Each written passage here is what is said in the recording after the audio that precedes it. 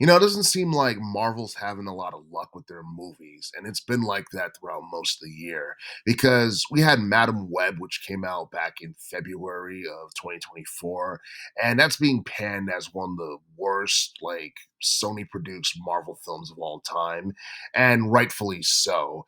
But it doesn't seem to stop with that. Like Kraven the Hunter, the movie came out back in, I believe, December 13th, if I'm not mistaken. And ever since its release in the big screen, a lot of people have had nothing but bad things to say about it.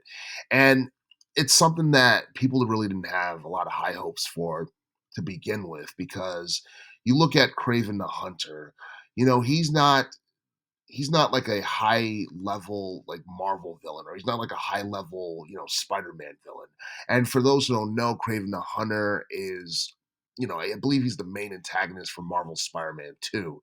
And honestly, I feel like, Marvel Spider-Man 2 is a really good game. It was probably one of the best, video games of 2023, at least in relation to the action adventure genre. But the thing is, it felt like Kraven the Hunter was not that much of a big deal, and that he was overshadowed by the likes of Venom and, I guess, Spider-Man being possessed. And not only that, like Kraven the Hunter was only somewhat popular because of Spider-Man, because Spider-Man for the most part has been like the main attraction in relation to video games and in relation to movies. Um, Dealing with anything like Marvel related. And honestly, trying to make a Craven movie without Spider-Man just feels very odd. And I feel like that was definitely one of the biggest like issues with this film. And I know, like, the film is pretty much like a backstory on Craven the Hunter and about his beginnings and his origins and all that stuff. But the thing is, I don't know. It's like he's primarily presented as an antagonist, in the Spider-Man series. So to kind of see him in a protagonistic light is kind of weird, and it's kind of hard to I don't know, it's kind of hard to think of him as less of a villain in this movie than he was in the Marvel Spider-Man video game from last year. And as bad as this movie was, I don't think it was nearly as bad as Madam Web, because you look at Craven the Hunter, it got a Metascore of 35, but it got like a user score of 4.8. Madam Web, on the other hand, got a Metascore of 26 and a user score of 2.8. And for the most part, like Madam Web definitely had more issues. Like people like just picked that movie apart, from its editing to its plot, to the action sequence being sluggish, to the acting being poor, to the lack of character growth, to the protagonist just being, unlikable for the most part. It was just like a lot of things wrong with that film. And it's something that is going to haunt, Marvel and Sony for a very long time. And I do feel like,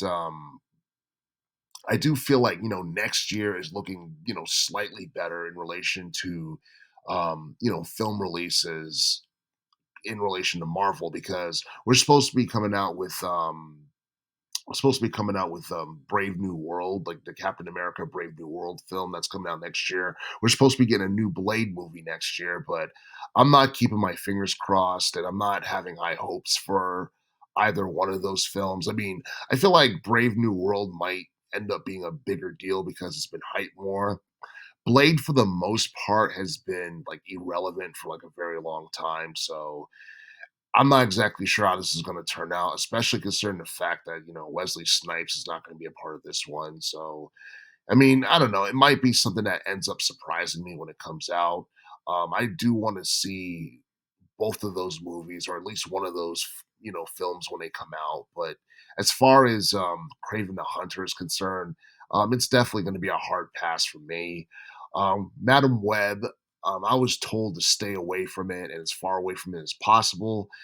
And the thing about Madam Web is that, I think it's already on Netflix, and it's not even behind like a paywall, because with like with certain movies and films and stuff like that, um after they're in the movies, they go to certain like streaming apps, and then even when you have access to the app and the subscription, you would still have to pay for the film separately or whatever. I don't think that's the case with Madam Web because, like, when you get Netflix, for the most part, everything is just like free to watch or whatever. So, yeah, I mean, that tells you how bad Madam Web was. Kraven the Hunter is not quite as bad, but it's definitely up there. And I do feel like, Marvel, for the most part, definitely needs to step their game up with their films and all that other stuff. As far as movies are concerned, I feel like the only thing they can really do anything with is, Spider-Man and maybe Wolverine and maybe Deadpool. I feel like those three characters are like the only ones that people are really like invested in terms of